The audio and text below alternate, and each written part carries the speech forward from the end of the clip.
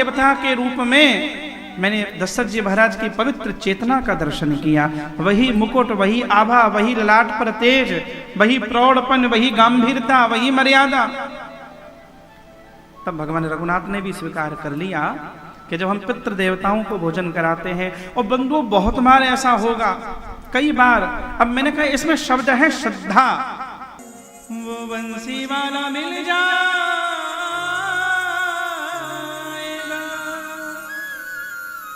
वो कमली वाला मिल जाएगा।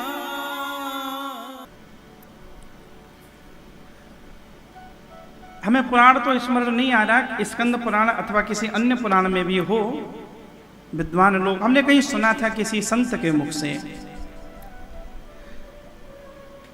भगवान श्री रघुनाथ एक बार पुष्कर जी में पधारे हैं, और महाराज दशरथ की जब तिथि आई है, उस तिथि के समय पर ब्राह्मण देवता को भगवान रघुनाथ ने भोजन के लिए बुलाया। और जब ब्राह्मण देवता आकर विद्यमान हो गए, तो भगवान रघुनाथ ने श्री किशोरी जी को कहा, सीता जी को कहा, एक बार भोजन परोसने के बाद फिर भगवान ने सीता जी को कहा, हे किशोरी जी, दोबारा ब्राह्मणों को कुछ दे दीजिए, थाली खाली है। तो श्री किशोरी जी भोजन की थाली लेकर, कुछ सामग्री लेकर आई, और अचानक तुरंत वापस चली गई किशोरी जी। भगवान रघुनाथ को तो बड़ा अटपटा लगा।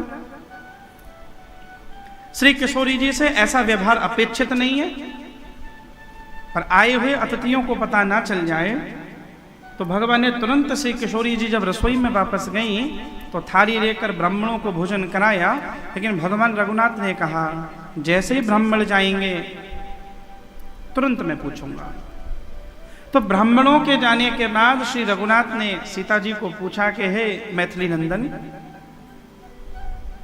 मुझे जीवन में कभी आपसे शिकायत नहीं रही, पर सामाजिक जीवन में इस प्रकार का आपका जो व्यवहार आज हुआ, वह मुझे दुखी करने वाला है। अतिथि को भोजन परोसते परोसते एकदम चली गई आप। तब श्री किशोरी जी ने कहा रघुनाथ को, हे करुणा निधान, मैं क्षमा चाहती हूँ, मेरे इस व्यवहार से आपके हृदय को दुख पहुंचा। पर श्री किशोरी जी कहती हैं कि मैं रुक नहीं सकती थी। बोले क्यों? कि जब मैं भोजन लेकर आई, तो भोजन के समय मेरा जो घूंघट था वो कंधे पर आ गया, और मैंने देखा कि पिता दशरथ जी ब्राह्मण के रूप में भोजन कर रहे थे। मैंने पिता दशरथ जी का दर्शन कर लिया।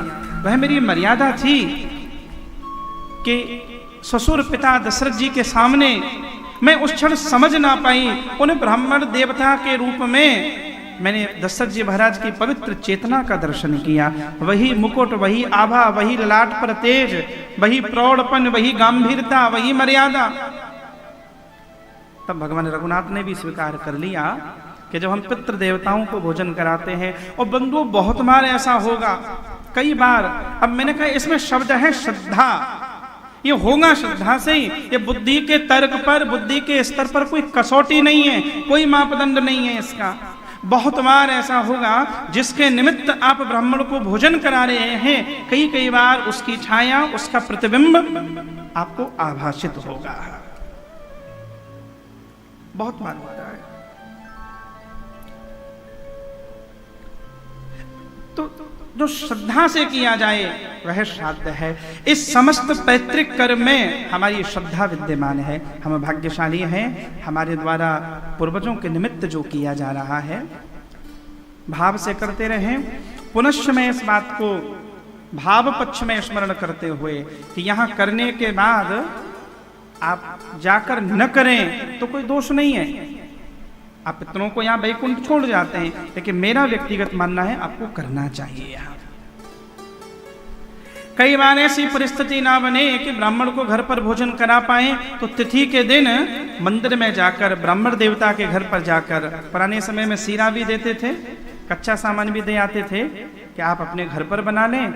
यह भी अब देश काल परिस्थिति के अनुसार हाँ वह भी कर सकते हैं। अब ब्राह्मण की जगह गौ सेवा करनी चाहिए। यद्यपि यह भी शास्त्रीय वचन है, पर फिर भी हम लोक व्यवहार में इसकी यह अनुमति नहीं देते। हम ये कहते हैं ब्राह्मण को भी भोजन कराओ और गौ माता को भी कराओ। तृणानी व गवे दद्यात्, दोनों को खिलाया गया पर ईश्वर तक ही पहुंचता है, पितरों तक ही पहुंचता है। बहुत परिस्थिति ब्राह्मण के न मिलने पर गौ माता को भी अगर खिलाया जाए तो वह भी पहुंच जाता है। हमारे हैं श्री भगवन, हमें किस बात की चिंता